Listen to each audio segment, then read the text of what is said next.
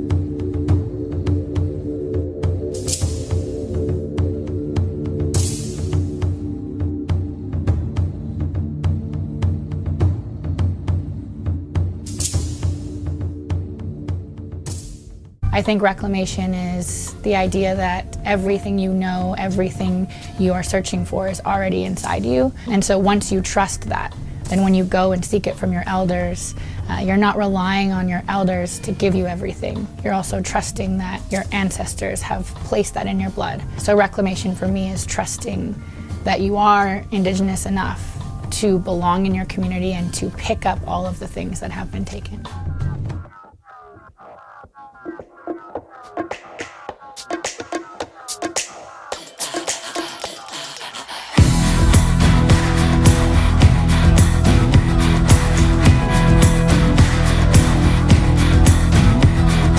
Whether you're a woman or whether you're a man, sometimes you got to take a stand. Just because you think you can, oh, you got to run, you got to run. Whether you're a woman or whether you're a man, sometimes you got to take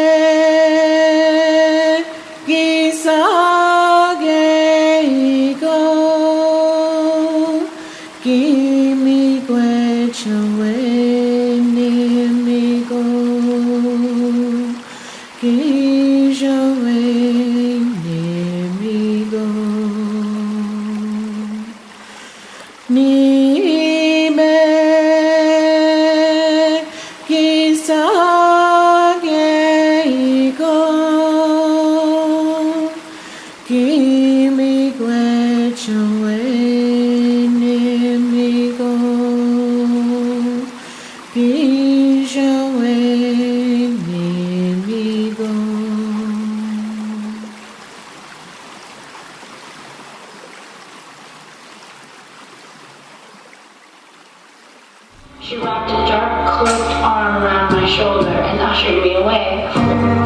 Without giving me a chance to say goodbye, I looked back and saw my father wiping tears from my mother's face. I wanted to run to her, to tell her that it would be all right, but a priest approached them right then, and they walked away with him. I followed the beaked nun upstairs that creaked under my feet, to a large room filled with beds.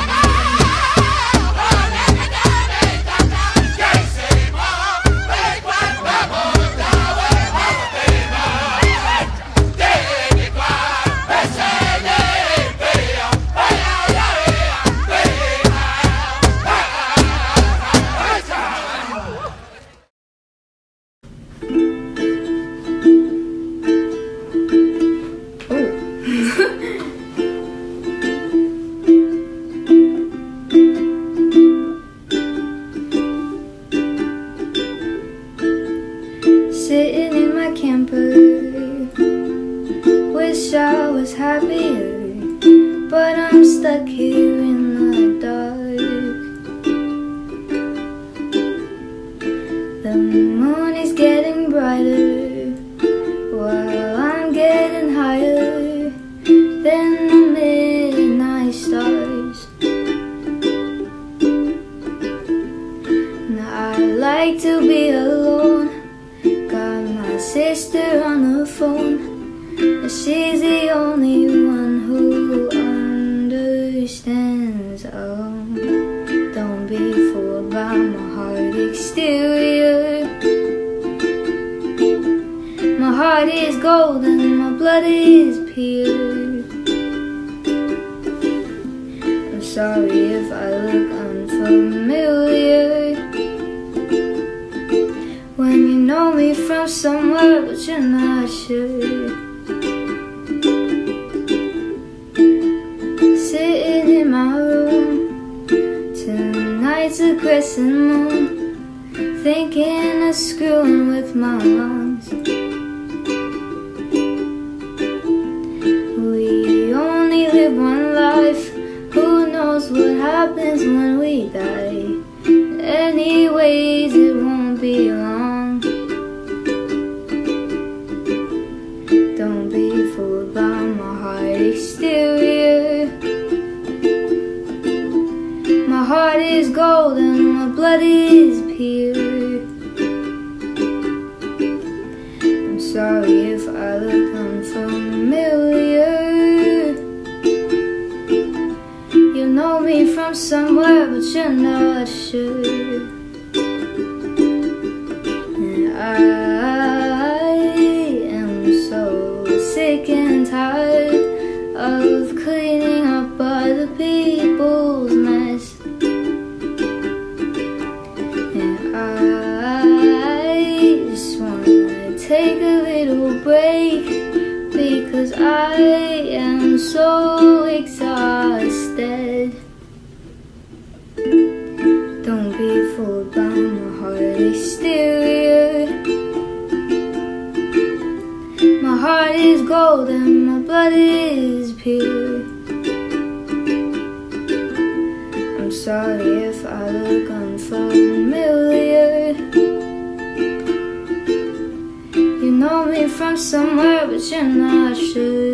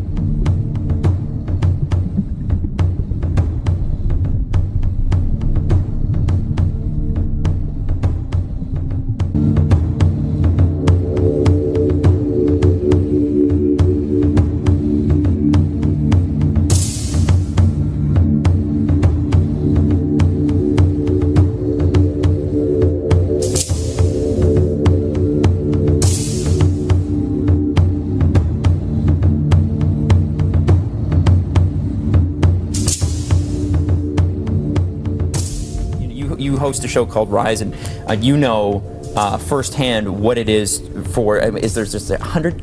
Is it 100 communities across the country that have boil water advisories that have lasted 20, sometimes 15, 20 years? Yeah, give or take. There's always seems to be people who are slowly coming off, and then new communities who are entering on. This is Canada. This is Canada.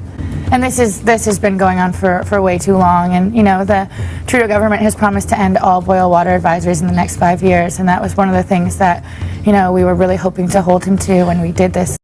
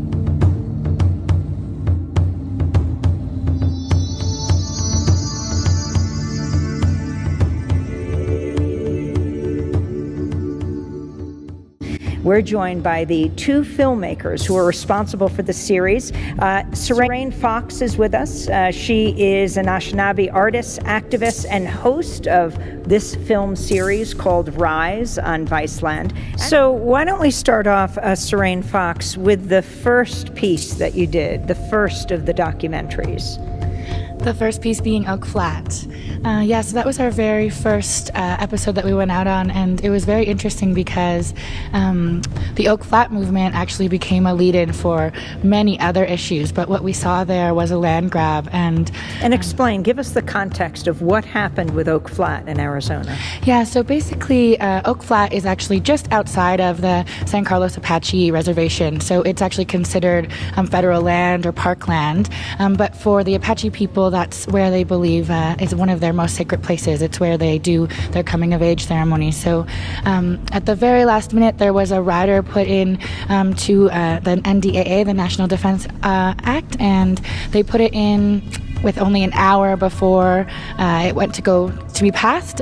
So there was only an hour for everyone to read the entire bill, and it was slipped in, and that rider essentially gave away the land to Rio Tinto Mining Company. Now let's talk about this, because the National Defense Authorization Act, what would that have to do with a private company, Rio Tinto, mining in Arizona?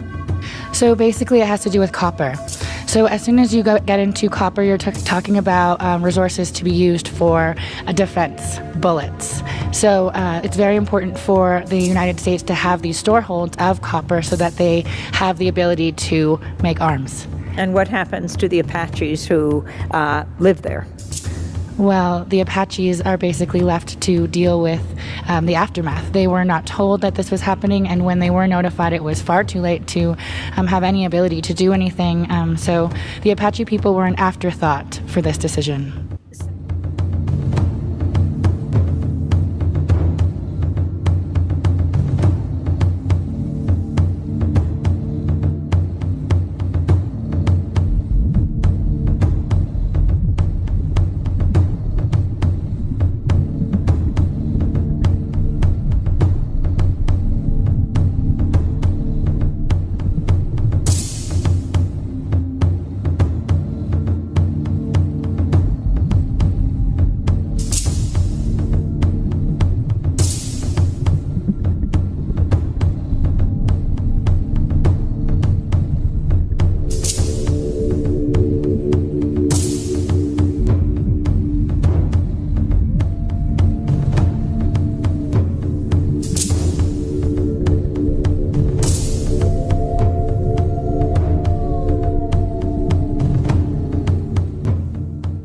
Now talk about the overall resistance from this area of Arizona, from Oak Flat to the standoff at Standing Rock, which you have two of your documentaries about. So one of the most amazing things as we traveled the world last year and met with these frontline communities is that you often saw that every single frontline community was connected. So Oak Flat resistors were also in Mauna Kea, so when we went to Mauna Kea, we had met with people who were connected in that way. So all of the, when they made a call for warriors from Standing Rock, it was other frontline communities, other communities that were also fighting that responded. So we really saw a collective response at Standing Rock. And so you saw all of the frontline warriors come together, protectors come together at Standing Rock. And of course, Standing Rock, the Standing Rock Sioux Tribe in North Dakota fighting the $3.8 billion Dakota Access Pipeline that would go through North Dakota, taking the fracked oil from the Bakken oil fields through South Dakota, Iowa, Illinois, then link up with a pipeline to the Gulf of Mexico. The people of North Dakota in other places, like in Mandan, in the capital Bismarck, have said no to it. The Native Americans are just saying, treat us like any North Dakotan. We also don't want this. We're having this interview in the midst of this struggle because although the Obama administration ultimately did not grant the permit at this point for the Dakota Access Pipeline to go under the longest river in North America, the Missouri River, they're asking for an environmental assessment, environmental impact statement. Donald Trump says he's going to solve this quickly if it's not resolved by the time he became president, and he has, Michelle.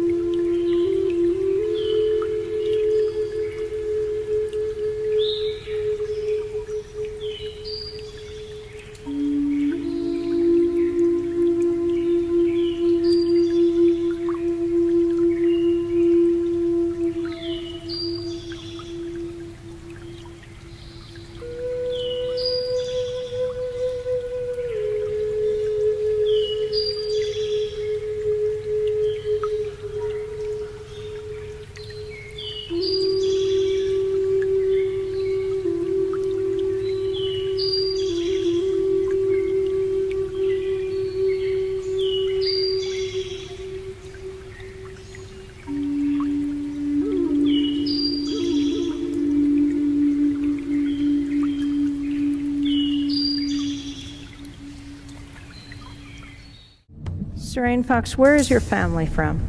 My family is from Batchawana First Nation, so we're right on the banks of Lake Superior in northern Ontario. So how did these investigations affect you personally as you went back in time and looked at where Native America stands today? Yeah. Well, my community is right on the border, so half of my reserve is in the American side, so it's in Michigan, and half of it's on the Canadian side. So In terms of this current administration, there are some very real concerns about our access to treaty rights in crossing those borders, but also that's water. It's water that separates us. It's a Great Lake. And so for me, the fight for water has been very, very close to home. I think that the fight for water is going to be, it's going to be the source of quite possibly the next wars. I think it's more important than anything else. And for Indigenous people, water is our most sacred being. It's a life giver. When we give birth, when we carry life in water. So for me, traveling all over the world, that came up in every single community. Water is at the center of all of these fights. And Indigenous people have never had the thought to own land or to own water. It is our job to protect those things. So for me, it has just reminded me of how important it is to continue to do this work and to continue to make choices that are uncomfortable and inconvenient to make way for water and for our land to be protected.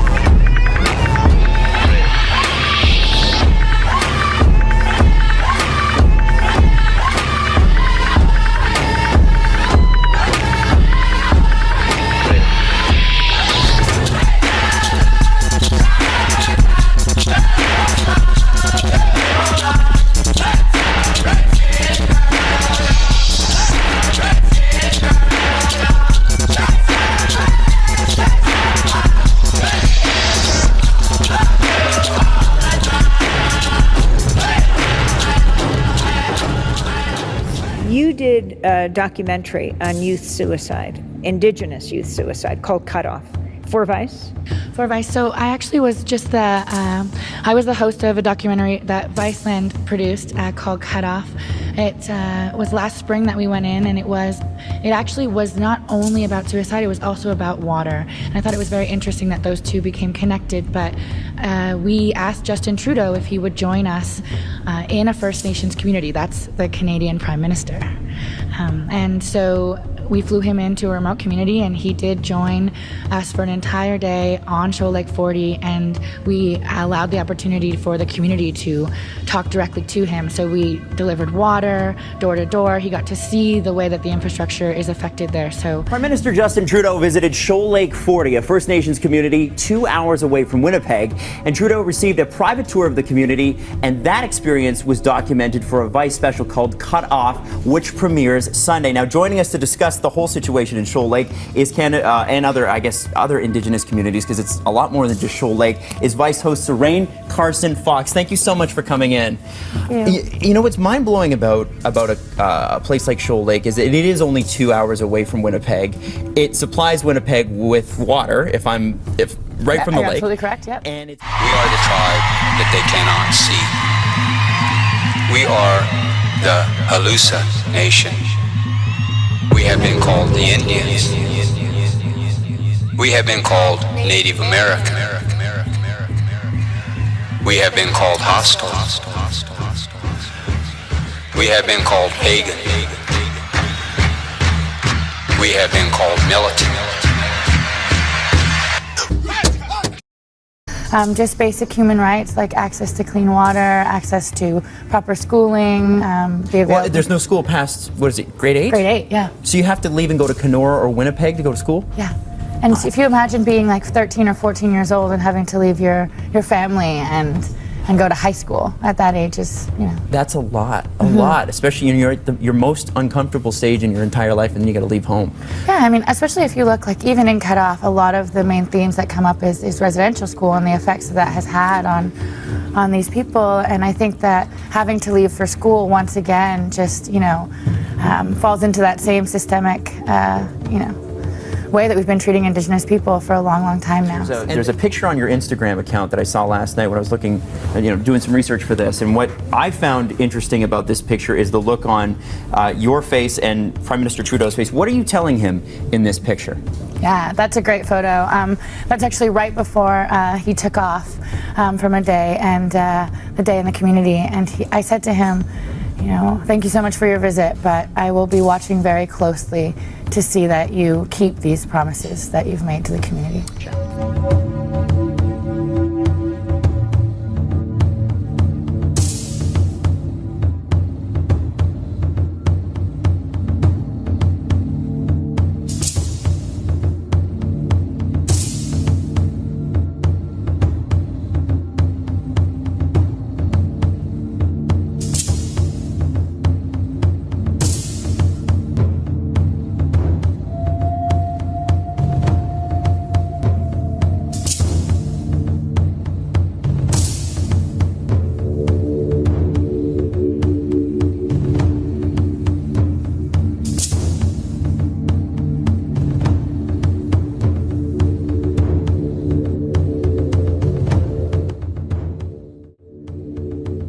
And Sarain, how did you survive your father's suicide?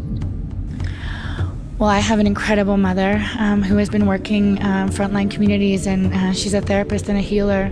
So I had an amazing support team. But I think that what you have to realize when you're dealing with suicide is that you have to remove it from yourself. So I had to learn that I had to learn my dad's story. And so by learning all of the things that he had gone through, he was placed in foster care at a very young age. He turned to drugs and alcohol like many Indigenous people do to deal with his pain. And so I had to completely relearn who I was from that side. And as soon as you see someone like that, you remove all of the anger and you remove all of the judgment. And so now I know that I have an opportunity to give other people the kind of hope and support that my dad didn't have in his final days. And so for me, doing this work is a direct way for me to recover, continuously recover, and change the narrative as an Indigenous person.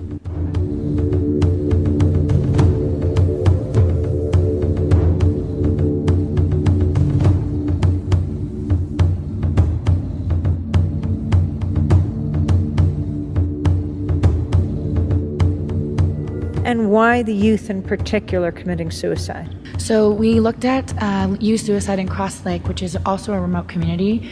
And I think, we can look at all of these issues. We can talk about all the political backstories, but what we're really seeing in Indigenous communities is the direct link to what it means to be a survivor of cultural genocide. So the youth who are suiciding right now are the generation that we are seeing, the first generation who has not been affected by residential school, but yet they have, because they are the ones that feel as though they are not able to live as Indigenous people.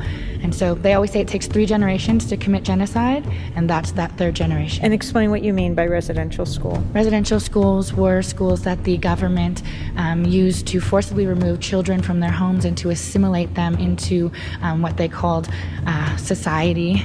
But what it did was it removed all of their culture. Children were taken from their homes. They were put in boarding schools. Their hair was cut. They were forbidden to speak their language, and they were abused, and there was rampant sexual abuse, and many children also died at the hands of nuns and priests in these schools. And yet you're talking about a suicide rate in the generation of children that were not put in residential schools. So I call myself a survivor of residential school. All my aunties, my grandmother went to residential school, my father's grandmother, and my father also suicided when I was 15. So for us, there is no disconnect between the youth suicide and who we are. If you ask any Indigenous person, they will probably be able to tell you a close link of someone they've lost to suicide. It is not something that we talk about that is separate from us. Suicide rates in Indigenous communities are some of the highest in the country, if not the world, and we are all deeply affected by it. So for me, suicide is so close to home that I can almost see it as the blanket of grief that has to be removed before we can rise up as Indigenous people, and we're just starting to peel that back.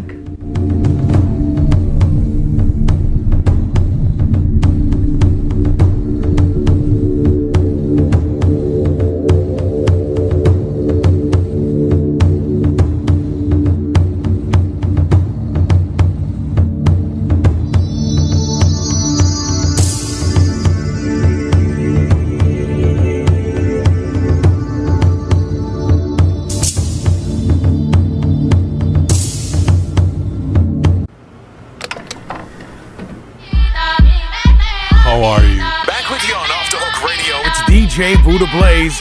You know, electric powwow is going on tonight. The idea of ownership over culture is a colonial concept. And I think as Indigenous people pre-contact, we didn't ask the question, are you allowed to belong? Do you belong? If you didn't have a clan, if your father passed away and that's how you got your clan, you weren't left without. You were adopted in and you were taken care of. So what makes you Indigenous is the people who claim you. Just having Indigenous blood doesn't make you Indigenous.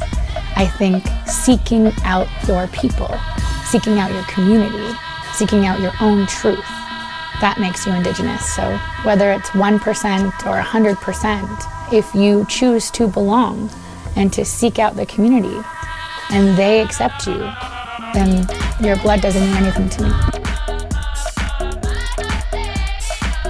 I had some very mixed feelings about people just claiming identity. I grew up sort of wondering what does make you Indigenous, and also sometimes feeling like really upset about people just claiming to be Indigenous. That's always been something really complicated and hard for me to look at. So I actually think that working with Chris and hearing his story and also really feeling his truth and the pain that was caused by him being left out, the very heavy ideologies that I maybe was carrying before the show weren't okay, because part of being an Indigenous person is kindness.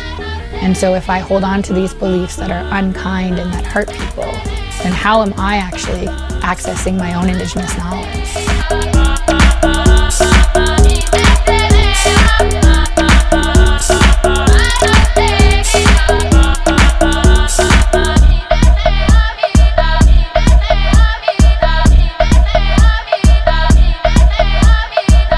Everything you know, everything you are searching for is already inside you. And so once you trust that, then when you go and seek it from your elders, you're not relying on your elders to give you everything. You're also trusting that your ancestors have placed that in your blood. So reclamation for me is trusting that you are Indigenous enough to belong in your community and to pick up all of the things that have been taken.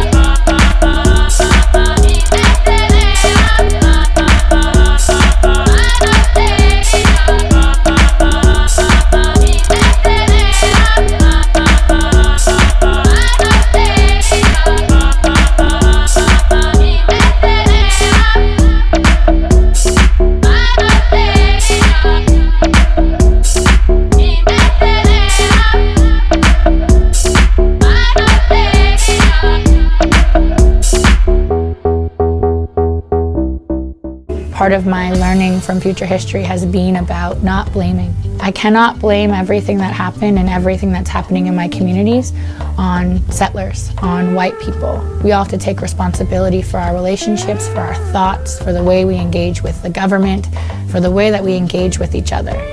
As an Indigenous person, I think I need to be able to be fully Indigenous and be okay. And I can't right now, and so I would say our relationship is still broken.